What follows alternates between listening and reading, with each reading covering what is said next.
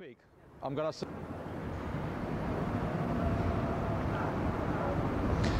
Βρισκόμαστε έξω από το Anfield και στο σημείο που είναι αυτή τη στιγμή εγκατεστημένο το μουσείο της Liverpool Football Club.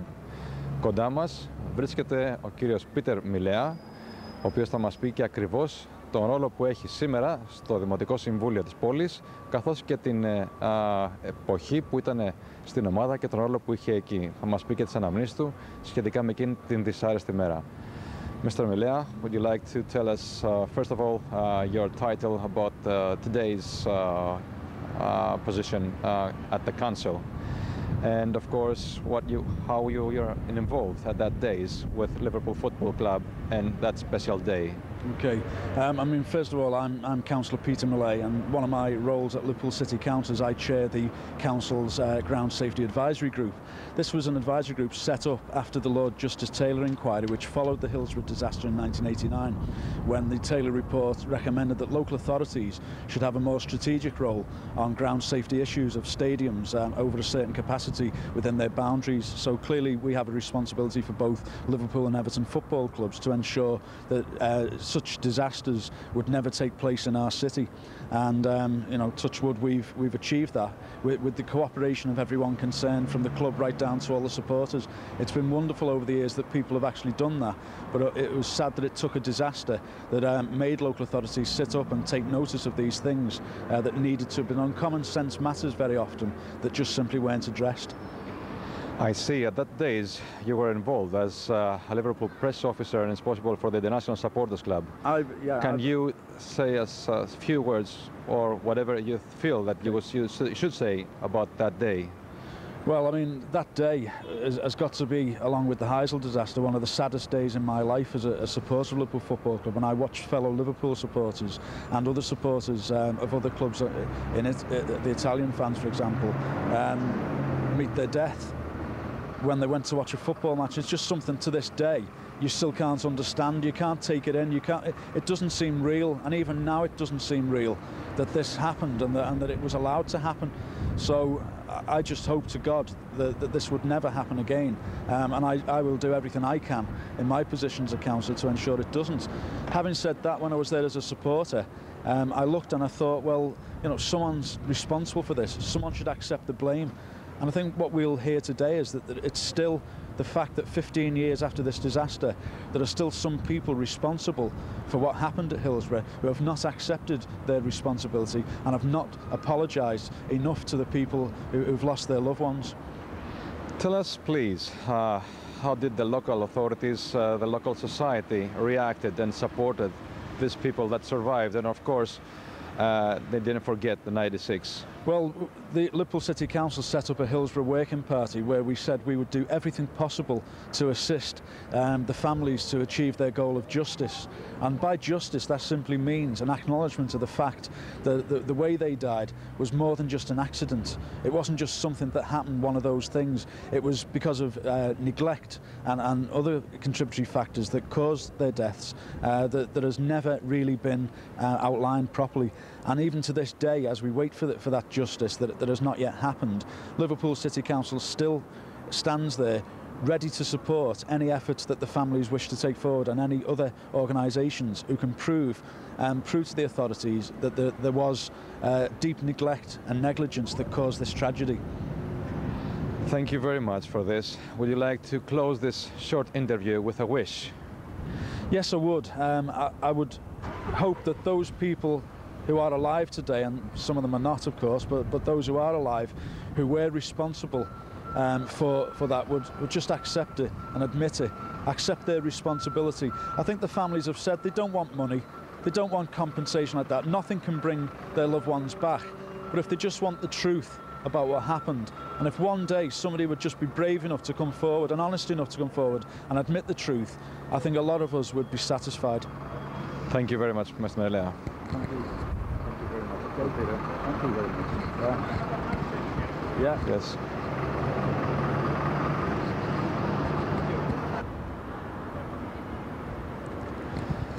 «15 Απριλίου 2004, 15 χρόνια μετά από το δυσάρεστο ατύχημα του Hillsborough, όπου 96 άνθρωποι έχασαν τη ζωή τους και 200 άλλοι έως και σήμερα υποφέρουν με προβλήματα υγείας.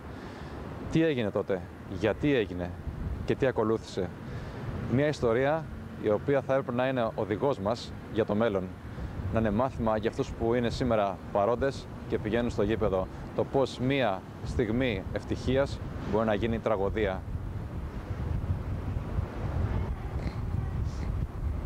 Do you want to go round to the memorial now?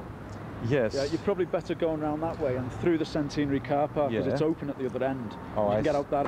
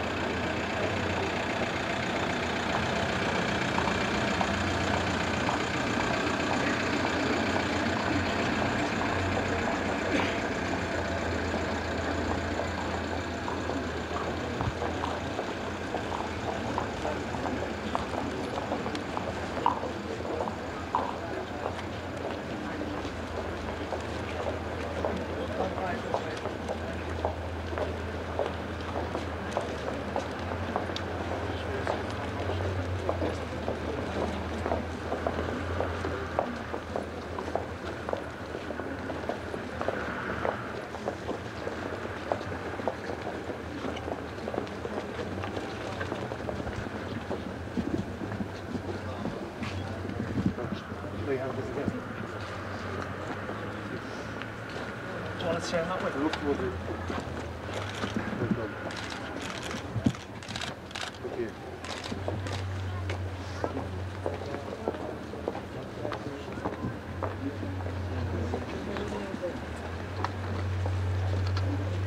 You all get round here in a minute on another few words.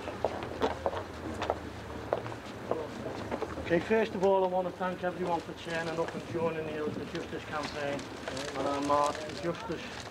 It's not a very long march from the shop round to the memorial. Certainly not as long as it is since we had justice, since the event happened, although it only seems like it was very, very recently. But it's been 15 years and still we have no justice. The 15th of April marks the 15th anniversary of the disaster. And for bereaved families and survivors, it's been 15 years too long fighting for justice and living with the memory and the loss of those close to us. It's been 15 years of struggling to have the truth of Hillsborough officially recognised. 15-year-old Kevin Williams went to his first away game that day and he never came home. With 95 other people, they were all killed at the Hillsborough Stadium in Sheffield. Thousands, literally tens of thousands of people suffered physical and mental injuries, which remain to the present day.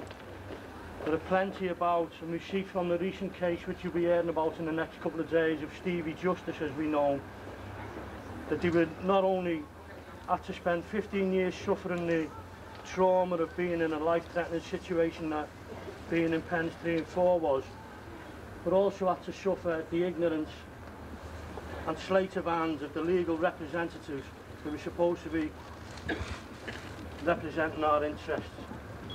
It was 15 minutes past the 15th hour that the Sheffield coroner decided that everybody who had died had received their injuries by that time.